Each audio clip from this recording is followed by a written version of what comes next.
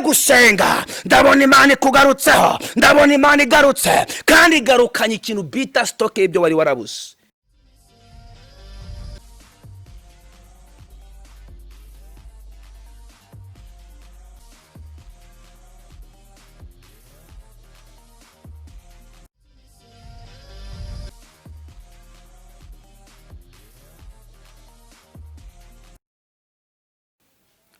Yesu ashimwe cyane. Bene data bakunzi bikamba Karuvali TV, nongeye kubasuhuza mu izina rya Yesu. Amahoro y'umwami wacu Yesu nabane namwe. Ndabizi ko mudukunda muri benshi, kandi ndabizi ko muzahembukira kuri TV. Turashimira umwami wacu Yesu Kristo, turashimira na Mwuka Wera ubana natwe muri urugendo. Reka nibutsa abantu ko aya ni amasengesho turimo iminsi 3.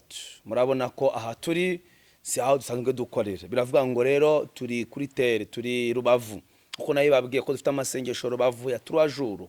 Ndabizi abadukurikiranye ku mbuga nkoranyambaga n'abandi mwagiye mwumva audio yanjye. Ndabizi ko muriho musenga. Ndabizi ko muriho musenga, ndabizi. Turashimira Imana ko Imana idufasha mu gusenga. Nta muntu ushobora gusenga abyibwirije. Oya, hagomba kuboneka Umwuka Wera. Rero impamvu ngiye kwigisha kugusenga, tugiye kureba ninde muntu wasenze bwa mbere. Kuki tugomba gusenga? Hari uwasenze bwa mbere, kandi uwasenze bwa mbere hari ikintu yatwigishije.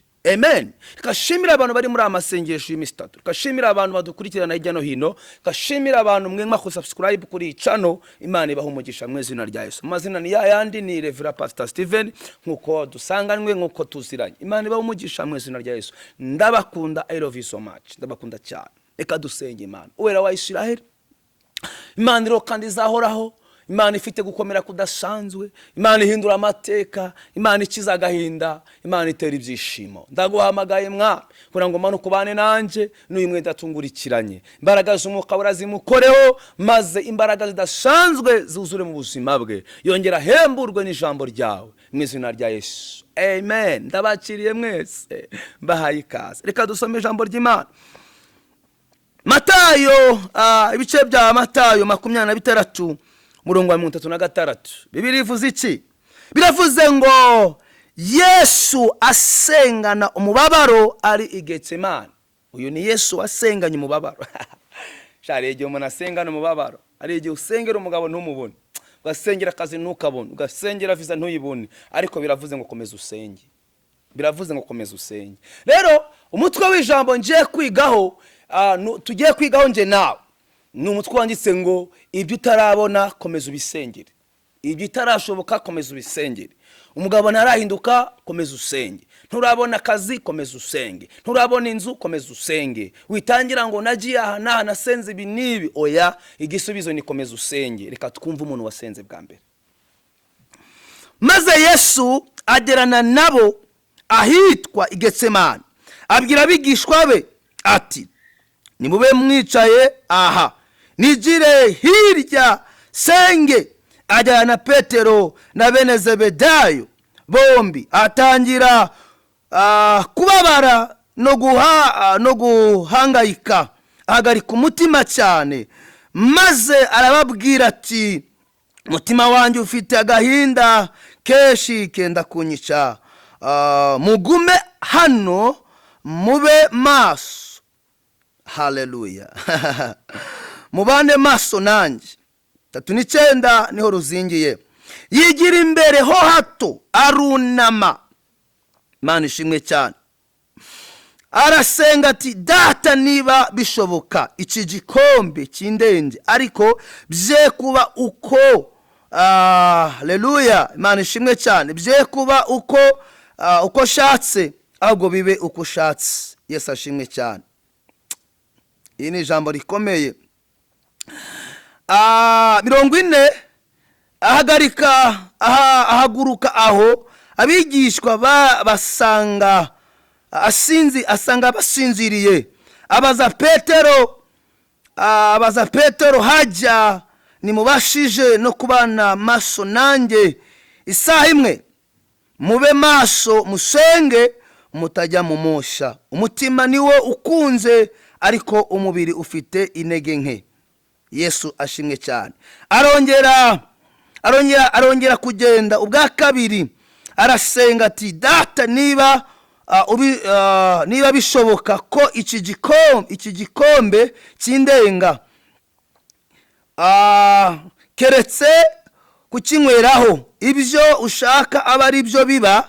Yongeye kugaruka asanga basinziriye kuko amaso yabo yararemerewe. Arongera abasigaho aragenda arasenga ubwa gatatu avuga amagambo nk'aya mbere, maze arahaguruka abwira abigishwa be bati, arabwira ati musinzire noneho muruhuke, dore igihe kirageze kirasohoye, umwana w'umuntu azagambanirwa mu maboko y'abanyabyaha. Nimubyuke tugende, dore ungenza ari hafi. Amen. Ni amagambo menshi isomye ariko harimo ibintu bitatu ngiye kuvuga. Icya mbere, Yesu ajyana abigishwa be 12 araho yageze abona badakenewe. Hari igihe uzasengana n'abantu ubone ko igihe cyo gusenga nawe kidakenewe.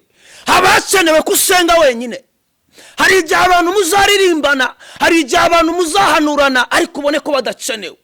Bibiliya irambwiye ngo nuko afata Petero na Yohana na bene Zebedayo baragenda bageze ku musozi, nabarabwira ngo nange mugume hano. Arabwira ngo mugume hano kubera ko ibyo ngiye kurwana nabyo ni ibyanjye gusa. Reka ngubwire, ikibazo ufite ni icyawe ntago ari cyanjye. Inyonjo uhetse si yanjye ni yawe, buri wese agira inyonjo ye. Reka ngubwire, niba ukeneye kusengerwa gusa ukingari na tatizo urafite ibibazo cyane, umuhanuzi wa mbere ni wowe. Barambibabwira amasengesho yawe arakenewe. Biratubwiye ngo nuko arabwira ngo mugume hano. Aragenda arasenga abwira Imana ngo niba bishoboka kino gikombe cy'indenge. Byari bimugoye, yabonaga ari intambara, yabonaga ari amacumu, yabonaga ziri ya nkoni, ariko uyu mugabo witwa Yesu reka ngubwire, ibintu bipfira mu mwuka. Maze iminsi mbwira abantu mu masengesho, ndababwira ngo uzitonde cyane kubaka ibintu mu mwuka ngo wongere ubisenye mu mubiri. Dufite umwuka wa Satani, umuntu agasenga abwira Imana ngo nizeye etaje, nizeye umugabo w'igikara, nizeye imodoka, nidizeye mu kandi kanya. Iwacu n'abatunze imodoka, iwacu n'abatunze etaje. Sikia wana, iwanyu n'abatunze imodoka se, ibyo bye birandeba. Ngewe niba nizeye kubiteka azangirira neza. Biravuze ngo kuko umwami azana bace gituma ntamwara. Reka ngubwire, wikangwa n'ibyo wanyu batagezeho. Hari Imana ihindura amateka. Yesu yasenze bwa mbere ngo aragaruka asanga abigishwa basanga basinziriye. Habwira ngo mube maso musenge, habwira ngo munaniwe no kuba nanjye n'isaha imwe. Uzuko ari igihe abantu mu buzima bwawe akwimana isaha imwe kwa mu telefone, allo none ko narimba ceneye ndi mu nama, mwamana isaha imwe simpari, none aragira ngo bigende bite. Ariko reka ngubwire, hari umuryango utazafungwa n'umwana w'umuntu, ni ikintu bita isengesho. Ukingari naomba sana, tugomba gusenga. Aragenda asenga bwa kabiri ngo agarutse kubareba asanga basinziriye. Wambaza ngo niyo mpamvu basinziriye, nuko ikibazo cyari kuri Yesu ntabwo cyari kiri kubigishwa be. Umuzigo ufite si wo ufite. Reka ngubwire bene data, gushima warabyaye umwana ni byiza cyane, gushima ufite inzu ni byiza cyane, ariko niba ari ikintu gikomeye kibaza umutima ni ukubona abandi bashima wowe utarashima n'igihe na kimwe. Wumva ubabaye cyane, ariko uzirinde ishyari kuko umwuka w'ishyari n'umwuka wa Satani. Gahini yagize ishari ayigirira aberi, yica aberi. Bugingo n'uyu munsi biracyamukurikirana. Dufite abantu bafite umuryango wo kwa Gahini. Buriya kangubwira, nusengana n'umuntu wo kwa Gahini uzabuhuye n'ibibazo. Yuguze superi akoroga nijoro, uwo ngo yavutse kwa Gahini. Uzirinde ishari. Buriya kangubwira, petit frère wa shitani ni ishari. Buriya nta muntu ujya kure gusa ataragira ishari. Nta muntu uroga ataragira ishari. Wirinde ishari mu izina rya Yesu. Ndakubwira umuryango umwe gusa wo gusenga. Ngo agarutse bwa gatatu, Yesu yasenze bwa mbere abura igisubizo, asenga bwa kabiri abura igisubizo, asenga bwa gatatu. Aravuga ngo noneho bye kubuko shaka. My God, bye kubuko shaka bibuko shaka. Yabonaga bikomeye cyane. Yarageze aho yumva umubiri unaniwe. Biratubwiye ngo data niwe ubishobora, niba ubishaka bye kubuko shaka bibuko shaka. Kino gikombe ngiye kukinyweraho ariko uzamfashe. Uzi ko araho byageze Imana ikamutera ubwo ku musaraba, akavuga ngo data ni iki kikundekesheje. We hari igihe Imana ikurekaho gatoya abantu bakakuvugiraho, akurekaho gatoya mu rushako, mugabo akakubita, akurekaho gatoya, mugabo akaguta. Hari igihe Imana ikurekaho gatoya, abandi bagacuruza bakunguka. Hari igihe Imana ikurekaho gatoya, washora amafaranga agashya. Hari igihe Imana ikurekaho gatoya, ibintu byose bikanga. Ariko ubwo wongeye gusenga, ndabona Imana ikugarutseho, ndabona Imana igarutse, kandi igarukanye ikintu bita stock y'ibyo wari warabuze. Hari amahirwe ya kabiri Imana iguhaye, ariko avuye mu ki? Mu kuomba, mu gusenga. Reka mbwira umuntu wari ukamutse, kambwira umuntu wumvaga muri we atagifite ibyiringiro, niba Yesu yarasenze, wowe uri utazasenga. Yesu yarasenze, asenga rimwe arapfukama ashyira amavi hasi. Ngenja nibaza, none niba Yesu yarasenze, kuki wowe udasenga? Ajya ngo ufite iki? Ngo tuye mu kihe gihugu? Ajya ngo ufite bingana biti? Oya, ibyo byose utunze bijya byubaha Imana mu izina rya Yesu. Reka nongere ngubwire, wowe uri muri amasengesho y'iminsi 3, ngombwa arangira hari Imana ikoze. Ndabizi ko Imana yakoze. Je twari mu mazi, twarasenze, nabonye aho Imana ikora imirimo n'ibitangaza. Twareye dusengera ijoro, nabonye aho Imana ikora ibitangaza. Amanywa twasenze, nabonye aho Imana ikora ibitangaza. N'ubu turacyasenga. Amasengesho y'iminsi 3 yafashe ijambo ryari ryaravuze kwicwa, Imana irihindura gukira. Abayuda barasenze wa, Imana irabumva, ifata agasuzuguro igakuraho, izamura ibendera ry'ubutsinzi. Reka ngubwire mwene data, ongera usubiza amavi hasi, ongera ubwire Yesu ngo Yesu we, ongera unyongere imbaraga zo gusenga. Ntabwo nzi ikintu kigukamuye, yaba umugabo, yaba umugore, yaba viza, yaba akazi, yaba kuba kwirukanye, guma mu rugo, bagabanyije abakozi, niwe bahereyeho, kandi ejo usenze Imana kubye ko izakugabanya. Reka ngubwire, iko izabishaka ibikora uko bishaka. Icyo nzi nuko tazigera tuva ku Mana. Turamaramaje muri urugendo rw'agakiza, turamaramaje. Kanongere ngubwire kanuka, ngiye ntabwo nakijwe ngo nzabona inzu n'imodoka, no? Kango bwiza ukuri, abapagani barabifite. Yesu aravuze ngo ushaka ubwami bw'Imana no gukiranuka tuzabyongererwa ibindi. Ni nkuko ivumbi rikurikira imodoka, uragira ngo ivumbi sindabona imodoka ibwira ivumbi ngo ngurikira, never. Aho imodoka itambutse ivumbi ritaryibwiriza. Ni nako nzi ko imigisha Imana dufitiye igiye kuyiduha. Imana iguha umugisha mu izina rya Yesu. Amateka azahinduka. Ntabwo nzi impamvu uri kuro udasinziriye, ntabwo nzi impamvu uri kunywa ve, ntabwo nzi impamvu uri kuyaguza inzoga, ntabwo nzi impamvu uri kuyaguza itabi, ntabwo nzi impamvu uhisemo kujya mu bapfumu, ntabwo nzi impamvu uhisemo kuva wakwiyahura, ntabwo nzi impamvu uhisemo kuva wakwimuka, ntabwo nzi impamvu uhisemo kuva wakwahukana. No, subira mu rugo, Imana igutabariraho. Subira mu rugo, Imana ikurwanirire. Wowe tuza umutima, Yesu akora ibyo wamusabye. Wowe kora ibyo Imana igusaba, Imana ikora ibyo wayisabye. Amen. Tagira ngo dusengane Imana. Mbaraga z'Imana ziracakora. Jambo ryarambwiye ngo nuko Ana azinduka mu gitondo kare kare hajya mu rusengero. We yari yaragihishiro biranga, ariko mu gitondo kimwe ajya kureba umutambyi. Ngo agezeyo asenga zunguza iminwa. Reka ngubwire, niyo wasenga uri muri office utavuga, pako busenga Imana uzi. Niyo wasenga utwaye imodoka, niyo wasenga uri muri toilette. Nigeze gusenga amasengesho ndi muri toilette. Bwira Imana ngo Mana, niba hano akabaro ndi gusengera ngeneye umuhumuro, ari ifite ikibazo kandi mu by'ukuri nticyari gikomeye kuri wowe, ariko nje cyari gikomeye. Uza kujya gusenga muri toilette. Mana numva ijwi rambwiye ngo mwana wanje naho nahabonye, ntahana Imana itarebera. Nasohotse muri toilette nakiri gitangaza. Toilette yawe ari umudamu umwe wenda arangurikiranye, umugabo yamubujije gusenga. Umugabo ati nzakukubita nongera kubona uri gusenga. Noneho umugore akajya akora strategy, akajya muri douche, kuko umugabo ntabwo yakundaga usenga. Umugabo yakoranaga n'amajini. Noneho umugore akajya muri douche agafungura amazi, hangiza agasenga akaririmba kugira ngo ijwi ridasohoka, akaririmba y'amazi yo hejuru, tuzajya mu ijuru kureba bari Imana uri Imana, agasenga. Imana aramubwira ngo nawe muri ayo mazi. Musi umwe rero aza mu ikanisa, Imana irambwira ngo mubwire ngo irasengesho asengeye muri dusha amazi amanuka rikoze ku mugabo we. Uyu munsi umugabo yarakijijwe. Reka ngubwire, sengesho ryose wasenga uzi uri kuribwira, Imana irakumva mu izina rya Yesu. Ndagira ngo ubwire ngo ongera usenge, ongera usenge, ongera usenge. Yesu asenze gatatu kandi yakiri gitangaza.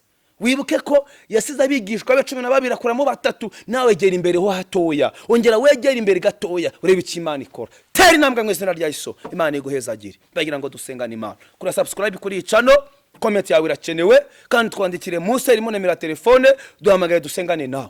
Njya mbabwira ngo ngewe sinsengera abantu, ahubwo nsengana n'abantu. Niyo ngewe sinsengera umuntu, nsengana nawe kuko nanjye gusenga. Rero mpamagara dusengane mu izina rya Yesu. Cyane murayimenyereye kandi Imana iraguha umugisha.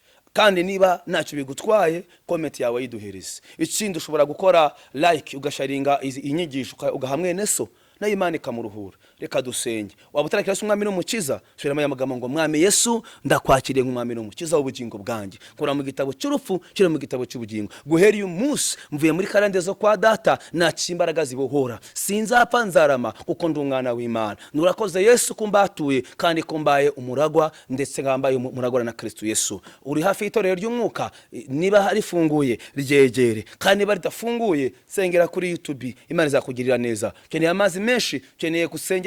Urarwaye ufite agahinda, ongera wizera amagambo, Yesu azakugirira neza. Reka tugusengere, tukwifuriza umugisha w'Imana. Nongere mbifurize Noheli nziza n'umwaka mushya muhire, kandi icyo Uwiteka yakuvuzeho akizanyishije imbaraga, kuko Imana ifite gahunda yo kugutabara. Reka dusenge. Uwera wa Isiraheli, Imana yira kandi Imana ikiranuka, niba Yesu yarasenze reka nakadusenge. Sengeye umuntu wari ugambiriye kwahukana, wari ugambiriye kuva mu rugo, wari ugambiriye gutandukana n'umugabo, wari ugambiriye gukora divorce, wumvaga yabivamo, wumvaga rusharemerewe, mukoreho mu izina rya Yesu. Imbaraga z'Imana zimukoreho, yongera asubizwemo imbaraga, mukize karande, mukize imyuka mibi, dayimoni murwanya, ndagutsinze mu izina rya Yesu. Bohora ubuzima bwe, bohora amateka ye, mukize. Uru rugo ndarusenge, igihugu ndagisenge, muka covid toka katika Yesu. Reka Imana ukora ibikomeye, kandi umurimo wawe twamagara gukora uduha imbaraga zo kuwukora. Ndabakunda, bifurije umugisha w'Imana mu izina rya Yesu, amen. Yari Revera Pastor Steven musangiye Kristo Yesu, ari amagambo y'ubutumwa bwiza kandi azakugirira umumaro. Subscribe yawe irakenewe, kandi mwene data ndagira ngwifurize gukomera mu mwami kandi no kumaza gusenga. Ndabizi ko ukunda gusengerwa, ariko nawe ujya wisengera, Imana irakumva. Yatawe Daniel izagutabara. Imana ni yacu twese, ntabwo Imana igira agakuru na gatoya. Oya, twese ni data wa twese. Ndabakunda, amahoro y'umwami wacu Yesu abane namwe, kandi icyo mwifuje kirenze iki n'ubugingo buhoraho, kuko nta hano wabugura. Na supermarket bamo ubugingo buhoraho, byose biva ku mavi. Shalom.